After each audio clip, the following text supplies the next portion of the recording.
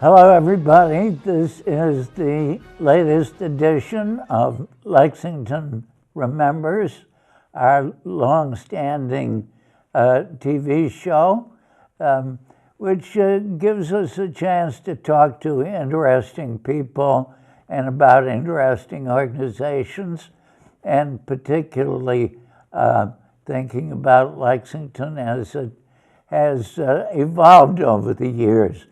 My name is Dan Fenn, and our guest today, I'm happy to say, is the newly installed 24th settled minister of First Parish, the Reverend Ann Mason. She's been in town since the 1st of August, and we're delighted to welcome her to town. For the sake of transparency, I should say that I've been a member of First Parish since 1949 when I moved to town. So, Reverend Ann, we're delighted you're here. Well, thank you. It's wonderful to be here, Dan.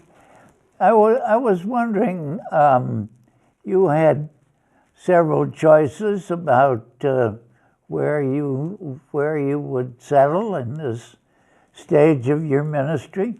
What caught your eye about First Parish? What caught your eye about Lexington? Well, I was in the middle of a national job search, so I was looking at the wonderful options that were available to me as a Unitarian Universalist minister, and I was weighing the pros and cons of all the churches that I looked at. And there was something about the writing of the language that described this congregation that spoke directly to me. Something about the probing, gritty sermons that you wanted, and the history of this congregation on the battle green, and how First Parish has identified as that strong voice of forward-looking thought in Lexington for its entire history. That really excited me about who this congregation is, who it was, and where we might go together. For those who missed this, of course, First Parish is the white church on the green. So there was a tone to the material that you got that you liked. It described the members of the parish as being people that were eager to learn, that are intellectually curious, that are forward-looking, and really concerned with matters of social justice, of how to make this world a better place. Not people that want to exist in an ivory tower and just bask in the beauty of their surroundings, as beautiful as they are. They're people that both know their role in history and don't want to stop there. That they really want to reshape the congregation to move into a direction that will make an impact on the local town and on the world around us. And I wanted to be part of that movement. The history of First Parish is interesting. The process of picking ministers is interesting. It's different from some denominations. Absolutely. It's a congregational style polity, which means that the congregation has the ultimate voice.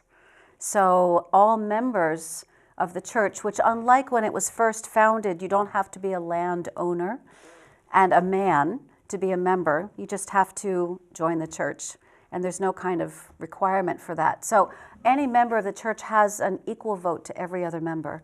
And the members of the church elected a search committee to go out and find the people that they wanted to interview for this job. And when the search committee had found their candidate, which was me, they brought me to Lexington for a whole week to meet all the members of the congregation and to preach several times, to get to know the town. And I even got a ride on the trolley and got to see the Old North Bridge and all the sites of the area. And then I had a second sermon, and there was a vote by the congregation to call me as their minister. So unlike some denominations, there's no body at headquarters that says to Lexington, this is going to be your minister. No, we don't have any bishops, no popes, nothing like that. Yeah. Just lay people and other ministers that are in the work of trying to find the best match. And actually, a congregation could ordain a minister if they wanted, couldn't Well, you mean without all the other rigmarole that the minister has to go through? Yeah. They could. They've done that for some people. Yeah. But that ordination is only good within that congregation. So most ministers in training want to be ordained through the whole process of ordination so that they can transfer that to any congregation. So, okay, so the way it works is Lexington or Bedford or Arlington Street or any of these churches around here could just pick somebody they liked and ordain them, but that wouldn't make them a Unitarian Universalist minister. Right. Acceptable to any congregation. In the Unitarian Universalist Association, we have what's called the fellowship. So in order to become a fellowshipped minister, one has to go to theology school, write a lot of papers, do a lot of training, pass a very intensive oral examination, and then be accepted into fellowship. And then a congregation is free to ordain a fellowshipped minister. Okay, okay. And then you could serve your church Right. where you were comfortable and where they were comfortable. Right. Okay. Now, this particular church here called First Parish, there are a lot of First Parish, First churches around in neighborhood, in neighboring communities. First Parish means what exactly? Well, it was the first church in Lexington. So there wasn't a church here 360 years ago. There was a church in Cambridge, and the members of Cambridge Farms, as we were called, I think, as a town, had to walk all the way to Cambridge to go to church. And I think when the roads were muddy and wet, they began to complain that it was or snowy. Well, I think they could go over the snow, but having just survived the spring, I think in some ways the mud season is even more challenging for travel. So they petitioned, and our Puritan forebears established their own parish here in Lexington. And this congregational control thing, that goes back to Puritan days and in England before they even came over Absolutely. Yep. There's kind of a revolt against the Catholic Church and the Church of England. Yeah, they were resisting the oppression that they experienced in England and brought their own desire to create a land that was more in alliance with their beliefs and their values over here. So First Parish is a direct descendant of those early Puritans. It is. Our theology now is very different from what they would have believed, but there was a schism that happened from the Puritans in the early 1800s, and the way that it happened in First Parish was very different than happened in other congregations. Some of our neighboring churches had more of a volatile shift as the theology changed and we became Unitarians, and that defined our understanding of God and our relationship with Scripture in a way that some people in the church were comfortable with and some were not. And so there was a division in a lot of churches. And so now around town greens, you often see a congregational church and a Unitarian church that were formed when the congregation split many years ago. But that wasn't the history of First Parish. There was a much more gentle movement into their understanding of who they were as Unitarians. In Cambridge, I think there was quite a squabble. Was there? I don't know about that one. Yeah, the first church in Cambridge and the first parish in Cambridge. And Yep. I think the Congregationalists, as they were called, ended up with the church, the physical meeting house. Right. And, Right. Now let's see, as I remember, 1692 First Parish was gathered, as they said, when the Great and General Court, the Massachusetts legislature, gave these farming families out here the right to have their own church. Yep. So that makes 2017 something of an anniversary for First Parish. It sure does. We're excited to be celebrating our 325th anniversary. And time. and the meeting, the church building, the meeting house, that was 1847, as I Right, remember. that's right. So there's another big anniversary for that. So this is our third iteration of buildings. So there was a very small meeting house that was built on the Commons, and then they outgrew that back in the early days of the church, and they built a second larger one, which then burned down, I do believe, and they had to build a third. But by the time that church and state was beginning to separate, First Parish realized that they were no longer going to get their money to support the building and the minister who worked there from the taxes. And so they removed themselves from the center green and moved to the location where we are now. And so that the church is completely funded by the members of the church, not by the town. Your predecessor was hired by the town government. Are you talking about? Predecessors. You're talking about Jonas Clark. Yeah, and even Benjamin Estabrook, And John Hancock. Yep. Yeah. Yes, they were the town minister. They were supported by the town, and they were the minister for everybody who was in the town. So they were hired by the town, paid by the town. Meeting house was built by the town. Right. So there's really no distinction between church and state in those, Not at the time. in those days. No. Yeah. And as I remember the story, one of the ways that those 18th century predecessors of yours were paid was with the produce of land. Right.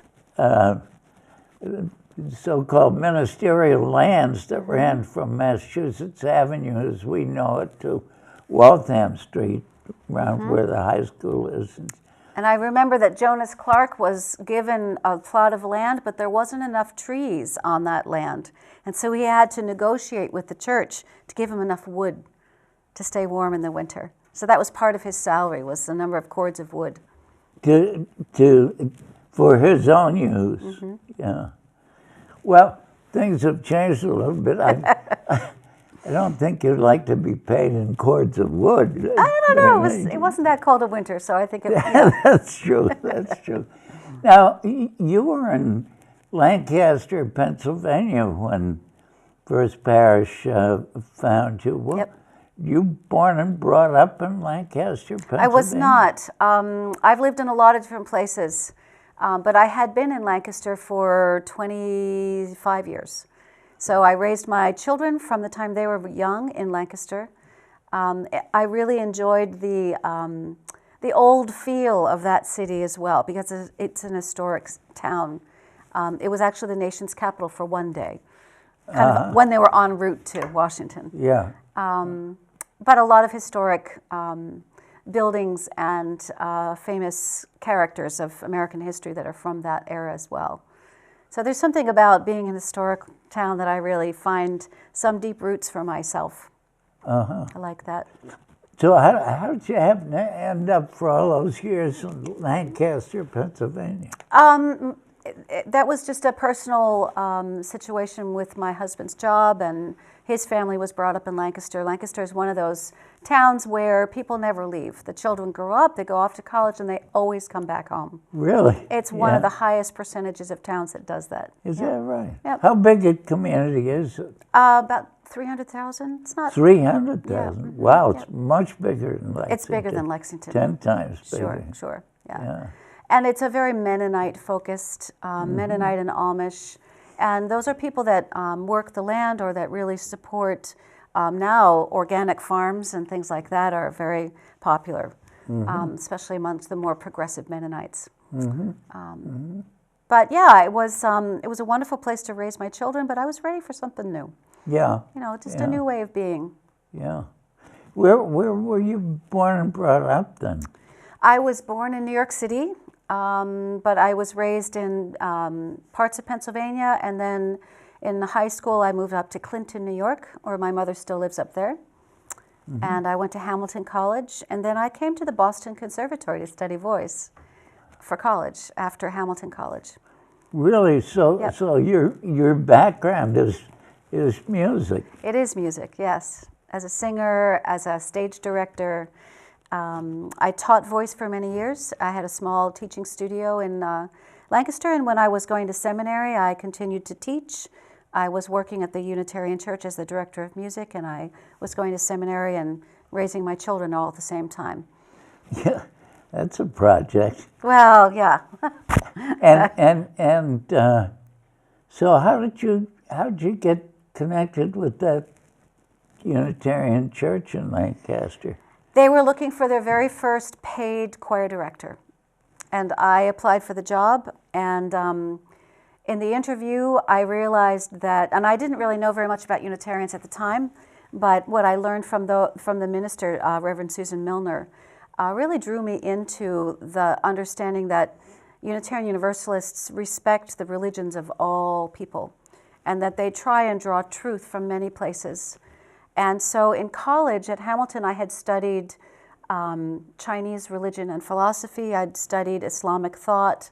I'd studied philosophy. Just as an undergraduate? Yeah, I was getting my liberal arts degree and trying to just broaden my perspective of what does it mean to be a human being?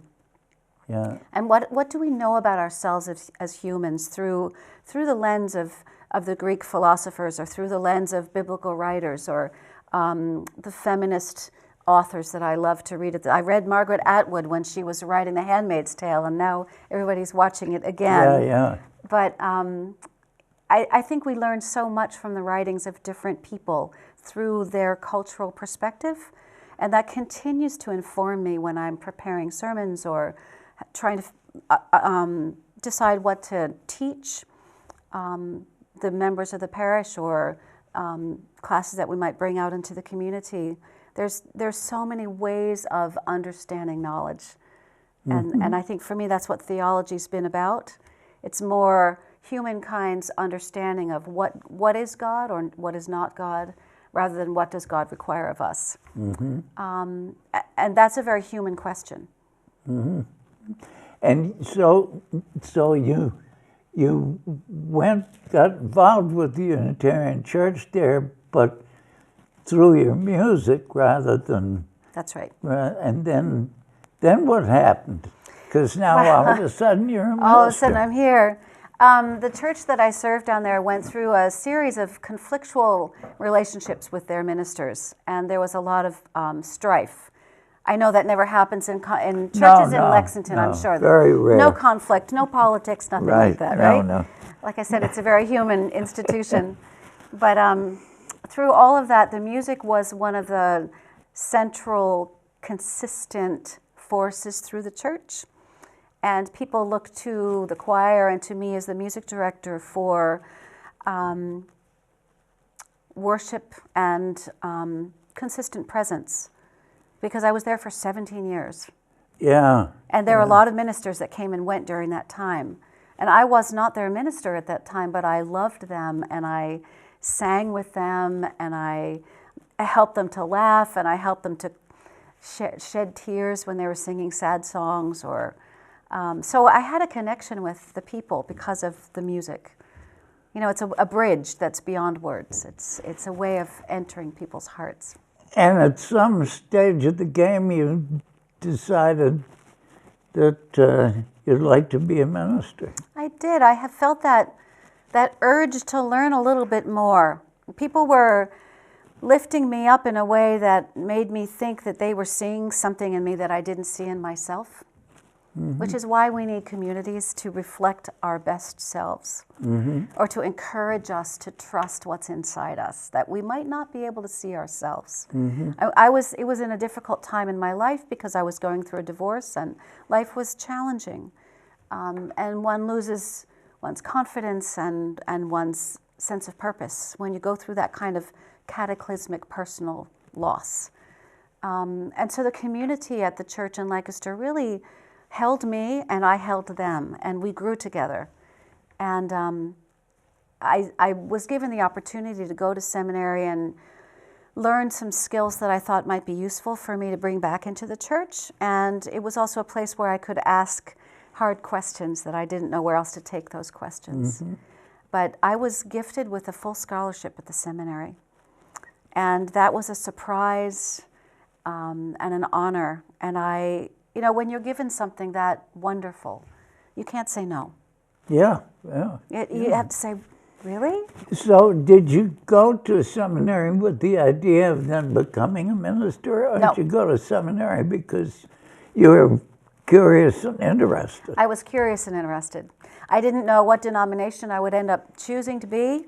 I was raised, I'd been to a number of different Protestant faiths. I was raised Episcopalian, I was a Methodist for a little while, I was a Presbyterian for a little while, depending on where we lived in the country and what church my family was going to. But, coming to a Unitarian Universalist church was a very different experience on a Sunday morning, and the questioning that happened, the lack of liturgy, the openness to experimentation and change was really exciting for me. And as a musician, it meant I got to use secular music, not just sacred music. Anything that I found to be worshipful or to help paint a picture that would describe what the minister was trying to express or concerns that she was lifting up. So I loved the artistic freedom that I had in the UU faith. And I wanted to then deepen that by understanding more about what theology really was and what scriptures, what that meant to me. And So you thought you could be a better music director by enriching your... Well, that was part of it. Part of it was that I was in my late 30s and I was ready for something new. Yeah. And I was only a quarter-time music director, and I wanted a bigger job at some point in my life, Yeah. And being recently divorced, I knew that I needed to take care of my family, and I wanted to have a more professional degree. So I wanted to explore and see if that might be within the ministry, but I wasn't quite sure yet. Yeah. But I loved seminary. It was a very mind-opening and enlivening place for me to be, without judgment. Although I was the only Unitarian in my class. Yeah. Once I decided that I was that, I was the only one there, which was sometimes interesting. I got in a few tussles with some of the history professors that didn't like the way that I looked at history through not just the Christian lens. Yeah. But that's the role of, anyone who questions the establishment is going to run into a little conflict here and there. Yes. We know about that up here too. Yes, I've run into that once or twice. I can imagine. Not around here, of course. No. No. So then you get finished at seminary, you graduate, and then what happened? Well, then I went to Hershey Medical Center for a year, and I was a chaplain. I studied pastoral care, pastoral counseling, and thought that I wanted to become a chaplain. And that was an amazing year. It was filled with sitting with families in the midst of crisis and learning what it means to be a spiritual presence for someone that isn't necessarily looking for a spiritual presence. They don't know what they need. They know that their loved one was just in a car accident and they just need someone to get them a glass of water and sit with them during the night while they're waiting. And there's a there's a sense of spiritual care that comes with being in the middle of the darkness with somebody that was very powerful for me. You know, I didn't try and tell people what they should believe or what they shouldn't believe. I just tried to be with them in the midst of the tough time and help them figure that out for themselves. And that was a very powerful time for me. But frankly, being a pastoral counselor was, it was so wearing on me emotionally that my husband tells me I used to cry in my sleep. Yeah. Because I was like a sponge that just needed to be wrung out. You know, it was just so much for me. Yeah, I've a couple of members of my family in social work and working with kids and stuff, and it's amazing to me how they can be involved, be present, be caring, be concerned, and still be able to step away and not be totally taken over by these terrible things that other people are going through. Right. People, I mean, everybody in this kind of profession, social workers, and I think teachers as well. You know, my mother was a high school teacher, so, you know, I watched her care for her students.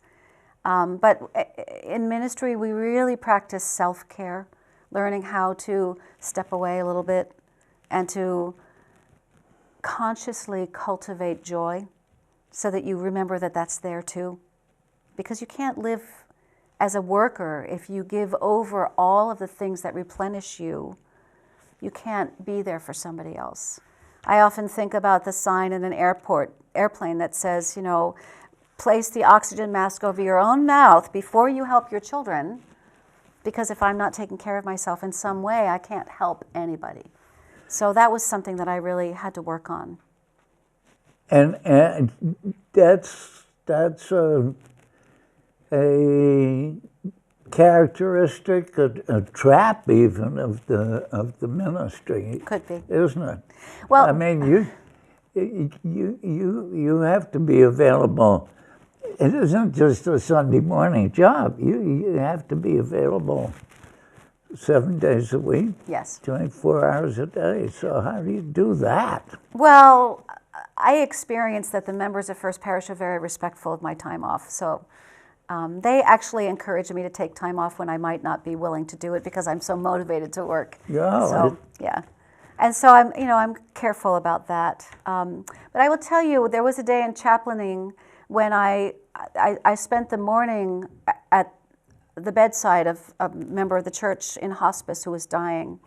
And in the afternoon, I spent the day at the bedside of a mother who had just given birth. Mm-hmm. And having both of them in the same day made me think, maybe parish ministry is a better balance for me. Mm-hmm. Because I can have the joy of the lightness of people. I can do the weddings, not just the funerals. Mm-hmm. And so for me, being able to do both weddings and funerals, you know, and I had a child dedication recently, you know, to see the light in the eyes of those parents and the beauty of that little face, you know, it just brings joy back into the world and say, yes, it's still here. Mm-hmm.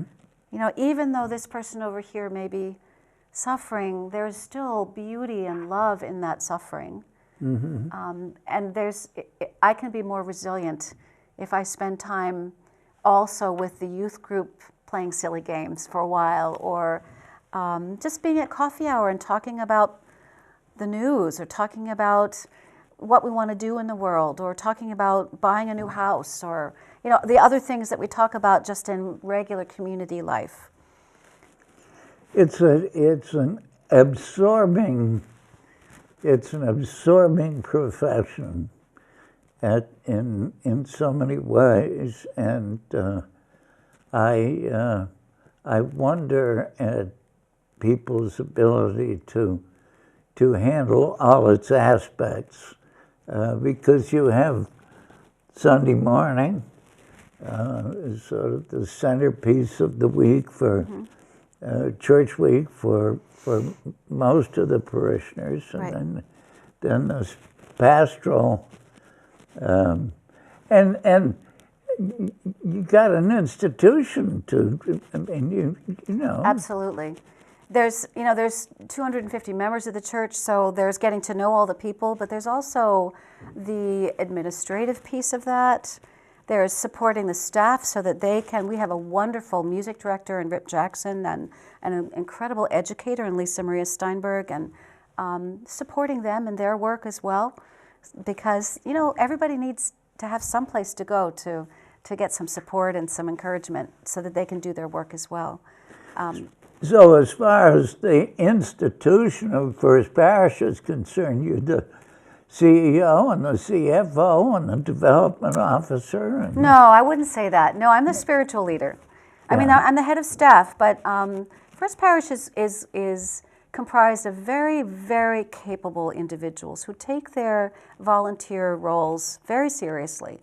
And I suspect that that's probably across Lexington, that people in this town, if they say yes, they're going to do something, they do it very well. Mm-hmm. They understand the role of volunteerism. They value that, I think, as a society. That's highly regarded. Mm-hmm. And I admire and respect that. Mm-hmm. So that all the volunteers with which I've worked at First Parish have been incredibly diligent about what they do. Mm-hmm. And sometimes my job is to bring joy and lightness into that diligence, mm-hmm. so that we can have fun together doing the work that we do together. Mm-hmm. So it doesn't feel like, oh, here I go again, but it feels like, oh, I get to do this. Yeah. To this end, to make this wonderful thing happen. Mm-hmm. I think our building and grounds people have done an amazing job. They had a huge installation to prepare for. When the church installed me just about a month ago. The entire church was cleaned, the flower beds were done, there was painting, there were work parties every Saturday for hours on end. And, I think there's a lot of pride in the actual beauty of the building of First Parish. We're going to be replacing some windows and raising some money to restore the building so that it's what it needs to be on the Battle Green. And people do have pride in that. I hope all of Lexington has pride in that, because it's really a church for the whole town, not just the congregation members. Yeah, well, its position there on the green makes it a kind of a That's right. special part of the green. That's right. Part of the town. Right, and we started a new series this year called Voices on the Green, which has been very well attended. We brought it was kind of a TED Talk by a main speaker, some of which have come from our congregation, and some of which have come from the community. And then there were 3 or 4 people that would tell personal stories, kind of like the Moth Hour radio show, which is an incredible program. And then there were musicians from the local high school that came and performed. And we had hundreds of people come and listen to the stories of our own people, the voices of Lexington, mm-hmm. that are being lifted up and given a place of honor to be shared on mm-hmm. the green, because the mm-hmm. green belongs to everybody. And there's a music program aside from Sunday morning. Right. So Rip Jackson has several concerts that he does with the choir, or he brings in guest musicians. They've done folk music. We just did an incredible Broadway cabaret. Just raised the rafters. I think those old windows were shaking a little bit. It was pretty exciting. And then there's also a number of wonderful organizations, choral groups, the Master Singers, and other groups like that. The Hallelujah Singers come and perform there. The Spectrum Singers have performed there as well, I believe. So there's a number of really good choral groups that come in and do concerts. We have a pianist named Yuki who's doing a recital in June. And mm-hmm. all of those are open to the public. Mm-hmm. We love people to come to those. Mm-hmm. It's not just for church members. And Rip does the Sunday morning services. With your background as a musician, you must be particularly interested in the Sunday morning music. It's very important to me. We spend a lot of time together planning planning the flow, the emotional flow of the service, because we want the music to lead into the next piece, which would be spoken word, and the spoken word then leads into the next piece of music, and together it creates an atmosphere through which people are encouraged to deepen and relax into their own selves, and then to be engaged with questions. And sometimes, I don't know about for you, Dan, but sometimes my mind gets so busy with everything that's going on in the world around me, and the radio's on, and there's people around, and the phone's ringing, and it's like a million things happening. Yeah. And Sunday morning is the 1 hour where people can come and just be. No phones, right? No video games, just some live music, some space to breathe, an encouragement to go deep and listen to your own thoughts, wrestle with your own questions, listen to the minister, hopefully whatever questions that I might bring up during the sermons, and then celebrate together when we sing together and everybody's spirits are lifted up. But why couldn't I just sit in my living room and watch a broadcast or my iHop or whatever those things are? Your iPhone. Yeah, well, that's what they iPhone call that you me. take the IHOP to have pancakes with. I see, okay. There's something about being in physical space with somebody else that is different. I think our society is becoming more and more isolated from each other because we really do have so much of the world at our fingertips. But, when I'm sitting in my space and the person next to me is moved by something that's happening, I can feel their reaction. I can tell if they're catching their breath because they're feeling sympathy for something sad that they've heard. Or I might even lean over and pass them a tissue if I know that they're mourning the loss of their parent who just died. And that sense of connection and community, you can't have that by yourself with the screen. You need to go through it together. You need to breathe the same air. Well, why is it, in Europe, nobody goes to church anymore. And the numbers that I've read in the United States, the amount of going to church on Sunday morning has dropped off tremendously. Why?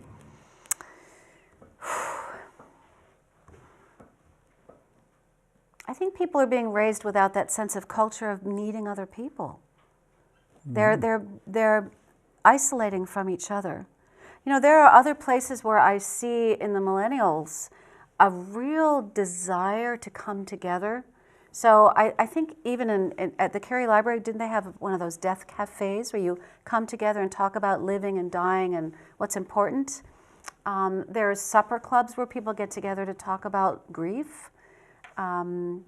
There's ways that people are choosing to connect in small groups that aren't necessarily connected to the church. But my fear is that people think that church means you're going to be told what to think and that you better not have your own thoughts because the church's job is to tell you how to be and what to think.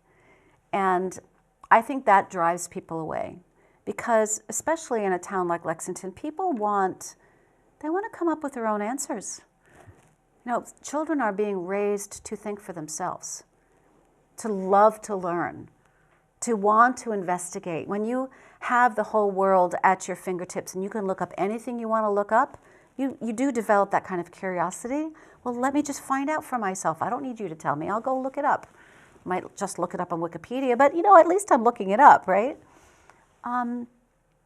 So our church is a place where discussion is encouraged and questions are really important.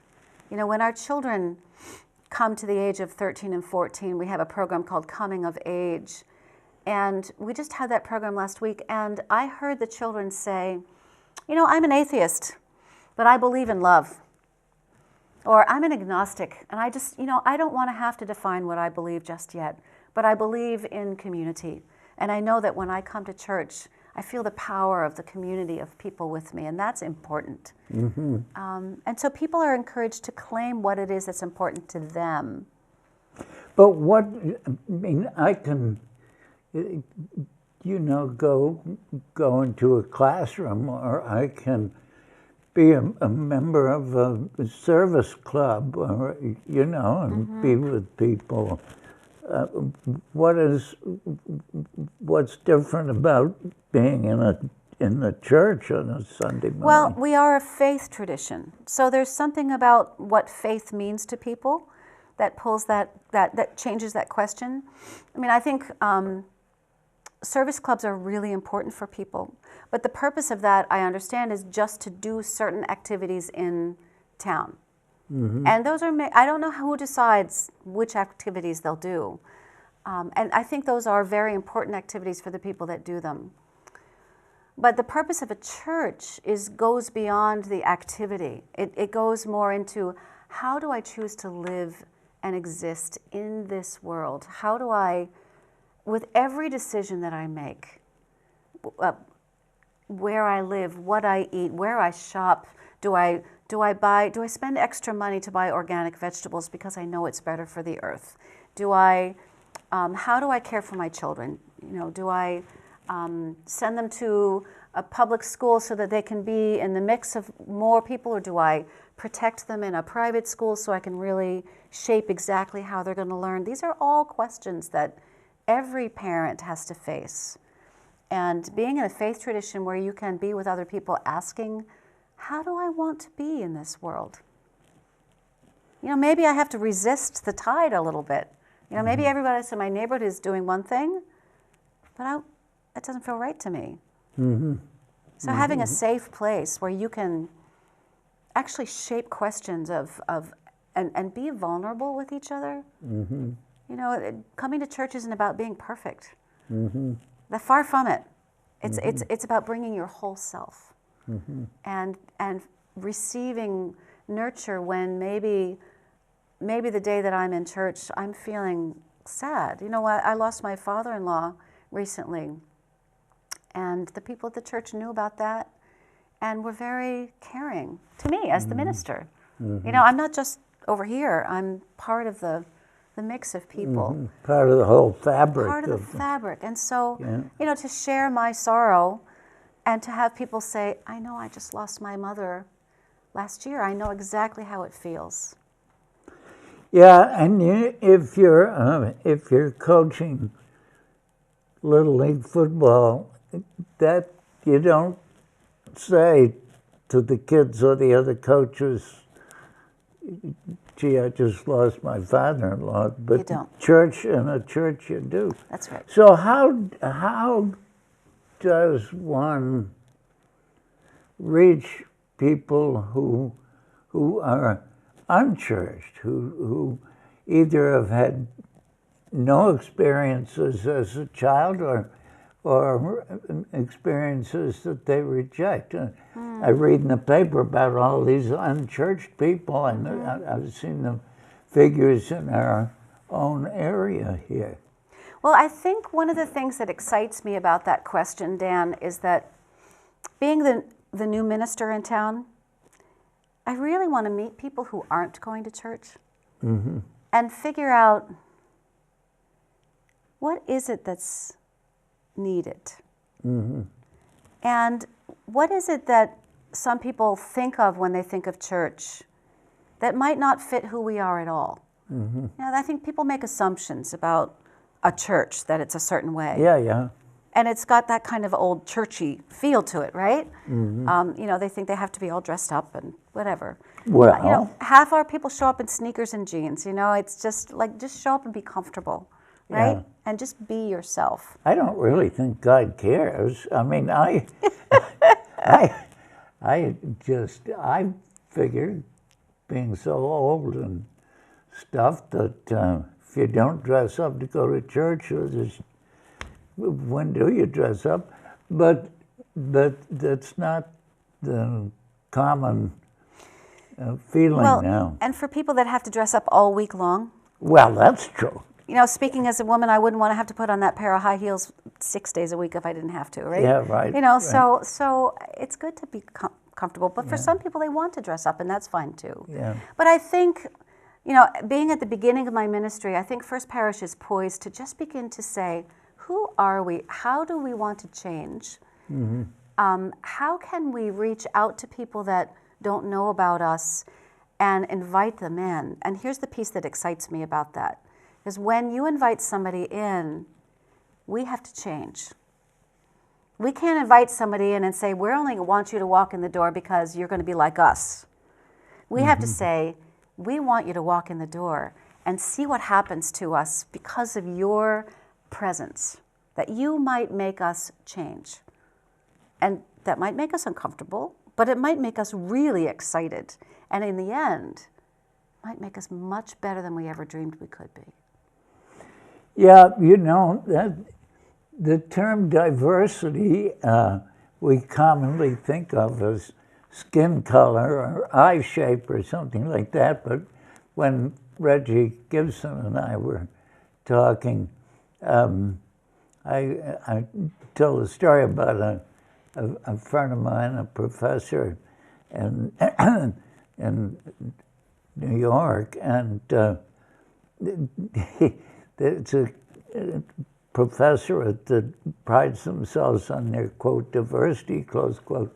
And Neil said, hey, we're not diverse at all. We're exactly the same. Our skins may be different color, right. but it's the same. We're the same people. Right. We're just clones. Wow. And so what you're talking about is real diversity, people who think differently, feel differently, act differently. I think that we all fall prey to the overarching culture of our country that always feels like it was defined by somebody else, right? The ubiquitous they. Yeah, the ubiquitous they. But there is a mass culture, I think, that tries to pull everybody in. You know, when in America, the history of America, we called it a melting pot because we wanted people to come in and leave their language, leave their traditions, leave that at the door and come and be American, which meant to be Eurasian, really. I mean, the culture that the Europeans brought, Northern Europeans brought, was the accepted culture. And I think one of the great tragedies of our country is that we've marginalized people that weren't from that white European culture. And said, over and over and again. We're continuing to do it. It's really important that we begin to say white culture is not the only culture that's acceptable. That it's what has forced everybody else to let go of what's important to them. And we need to find a way to shift that so that we all can be changed by each other. And recognize that, yes, we are different, beautifully so, wonderfully so. We're not just all the same. Yes, we all have the same blood. Yes, we're all human beings and we're all valuable equally. But within the value of that, there needs to be respect for the differences that we bring. Differently abled, different ages, different shades of skin color, different gender identification, anywhere on the spectrum that we might be, those things bring such richness to a community because we can define ourselves by all of that and not say, oh, you can only walk in the door if you look like me or sound like me or like my music. That's what's kept churches as the most segregated hour. Sunday morning at 10 o'clock is the most segregated hour in the whole country. It still is. And I find that a crying shame. I really do. So if we're not willing to be changed by someone else's presence, then we can't be in the business of saying that we want people to come in and visit. And really, in some ways, fundamental change. I mean, my classmate Tom Kuhn wrote a famous book called The Structure of Scientific Revolutions, and he said the really exciting, dramatic new discoveries come from a paradigm shift. And where you're so used to looking at things this way, and you forget that there are other ways of looking at things, and new people from new backgrounds coming in create those paradigm shifts for all of us. That's right. Where does that say something about where you'd like to see First Parish Absolutely. be in the next 5 years? I would love First Parish to wrestle with how it's still influenced by the founding fathers, who were only the landowners, and the men who were able to vote. And there were lots of marginalized people that lived in the area that weren't allowed to belong to First Parish. And what happened to them? And why weren't they invited in? And how can we look back at our history and say, let's radically rethink our existence and become a place where you don't have to be wealthy, you don't have to be a landowner, you don't have to be a certain ethnic background in order to find your place. And I would love to see First Parish become as diverse as Lexington itself, economically speaking. You know, we need people of all walks of life to come in our doors. You know, we need people from, there's so much more racial and ethnic diversity in Lexington than there was 20 years ago. Oh. And we want to embrace that and find a way to encourage people to come in and find in First Parish a sacred place to design and declare what is sacred to you, what is your pathway. Because we don't say that you have to do a certain religious pathway or another pathway, right? In the congregation that we have people that were raised Christian and say, I'm not sure I can handle all of that, and others that are still Christian. And we have people that are Hindus and people that are Buddhists and people that are atheists. We have some pagans. We've got people that find the holy in a lot of different ways. We have a lot of scientists that say, don't even use the word holy. You know, I find meaning in life by the clarity of the science that I can understand and recognize and continue to explore. And that's what the world is for me. And I think there's room for all of those. I mean, there has been. That is the beauty of the tradition. One thing though, if I come Sunday morning and which I do, and sit in pretty much the same pew and participate in the service, listening to what you have to say, and go to social hour afterwards. But I'm not talking to somebody else about what I think about the Bible or God or Jesus or the great questions of why we're here and where we're going and all that. I mean, in coffee hour, I'm talking about whatever happened the week before. Sure. Well, where does that interchange happen?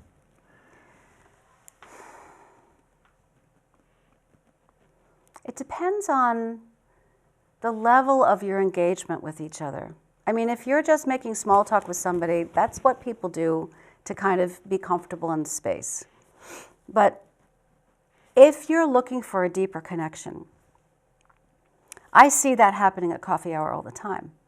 Oh? I do. I see people, there's a way that you can tell someone's body language. They're sitting there with their cup of coffee and they're being kind of like, la la la la, and then all of a sudden they're like, yeah. You know, they connect. And it might be just they're looking in their eyes and going, yeah, I get it. I've been there. And you see that kind of interaction all the time. But we also have classes that people attend. We have meditation groups that people come to. We have a nonfiction book group that people decide amongst themselves what they're going to read and study together, and they come and they really engage on those big questions. I think next week they're reading Reverend William Barber's book on the Third Reconstruction about the work that he's been doing in North Carolina, that interfaith work to really affect the political process. You know, we're talking politics, we're really talking theology. We're talking what do we believe? And how is that impacted by what's going on in the country around us? You know, do we like it? Are we resisting it? Where do we stand? You know, when we're talking about possibly becoming or supporting the Bedford Parish and becoming a sanctuary church, we're talking radical politics there, right? And that's based on our desire to make this world a better place. That's not small talk. That's big stuff. That's real stuff. Yeah. That's real stuff. Yeah. Well, we're glad you're in town, and we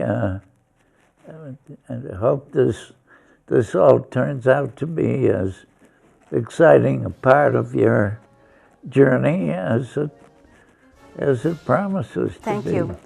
Well, certainly it's been off to a great start, and getting to know people like you, Dan, has been just such a delight. Thank you. Yeah, thank you.